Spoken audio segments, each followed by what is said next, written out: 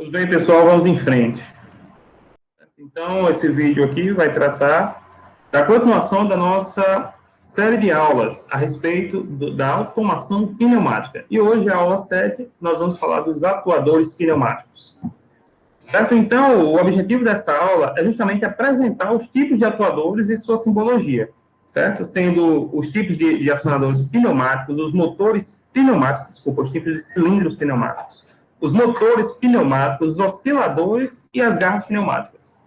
Então, vamos lá.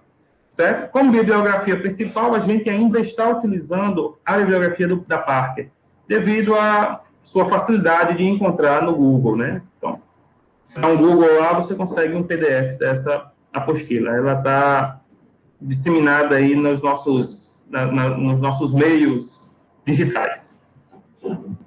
Certo? Então, os cilindros se diferenciam entre si por detalhes construtivos, em função de suas características de funcionamento e utilização. Bem, eu não vou, nesse trabalho aqui, fazer essa distinção de cilindro por cilindro, para que serve cada cilindro, cada ponto, certo? Porque não vem ao caso, demoraria muito tempo e a gente, por uma questão de celeridade, né, a gente só mesmo trata e mostra os principais atuadores, né, os principais cilindros. Assim, ficando a critério dos senhores, caso haja necessidade no ponto de vista do trabalho ou na preparação para algum concurso, buscar entender melhor isso aí, tá? Se caso for uma necessidade mesmo, aí os senhores podem me falar que eu posso preparar uma videoaula dado a necessidade. Então, basicamente, existem dois tipos de cilindros. O de simples efeito, ou simplização, e o de duplo efeito, ou dupla ação, podendo ser com ou sem amortecimento. Então, você tem, basicamente, dois tipos de atuadores, né? De simples efeito, certo? E de duplo efeito. De simples efeito, você só tem uma entrada de ar. De dupla ação, você tem duas entradas de ar.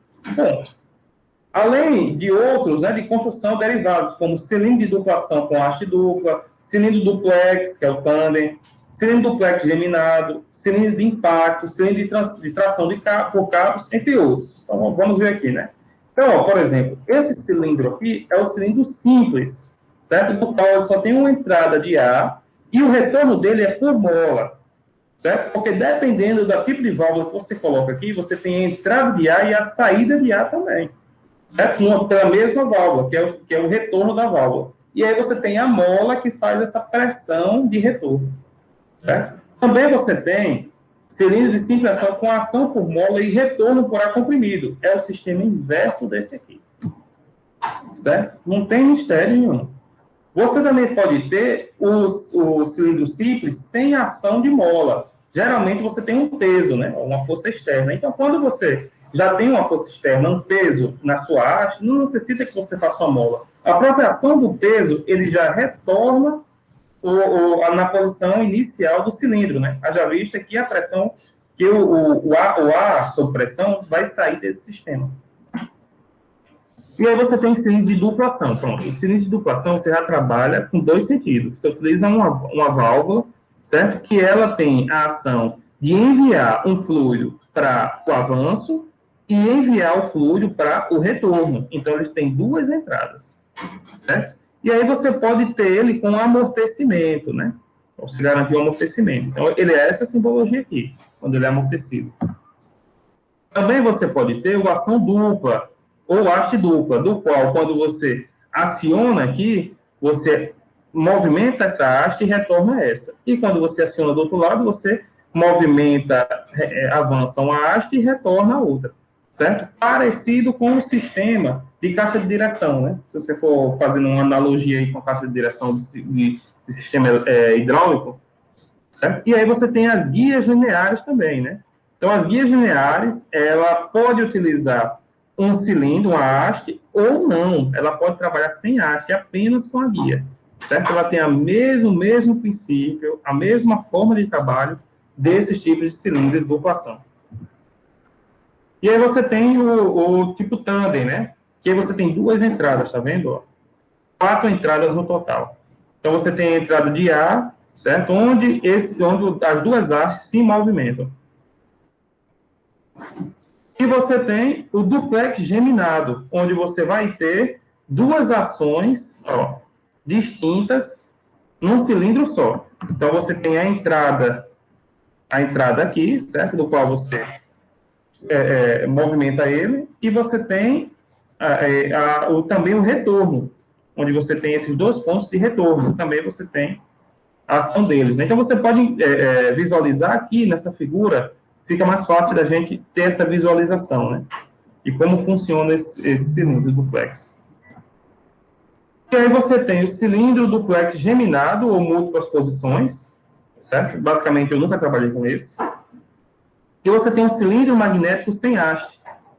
Okay? Então, aqui você utiliza pneumaticamente ele para mover essa plataforma aqui. Ele é bastante comum quando a gente trabalha com pneutrônica.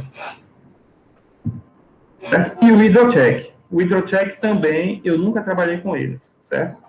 Fica aí a critério dos senhores, a curiosidade dos senhores, procurar ter melhor informações a respeito do funcionamento desse dispositivo. E aí você tem os atuadores rotativos, né? Ou seja, os motores pneumáticos rotativos, do qual você tem entrada de ar, e esse ar transforma esse movimento, né? Esse princípio físico do ar, né? Essa energia do ar em movimento, certo? Rotativo, movimentando um rotor, certo? Então, ele é considerado um motor pneumático. E aí você tem os osciladores também, né? Os osciladores pneumáticos, que eles ficam oscilando, certo? 360 graus, né? Às vezes 180, dependendo do oscilador. Certo? Então, é bastante comum, né? Ele é muito parecido com o sistema de motor de passo, né? Então, bastante comum também na pneutrônica.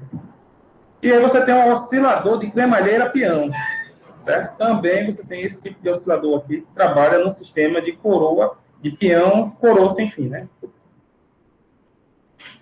Sem fim, né? Sem fim, peão sem fim. Certo? E os mais comuns são as garras de fricção e as garras de abrangimento.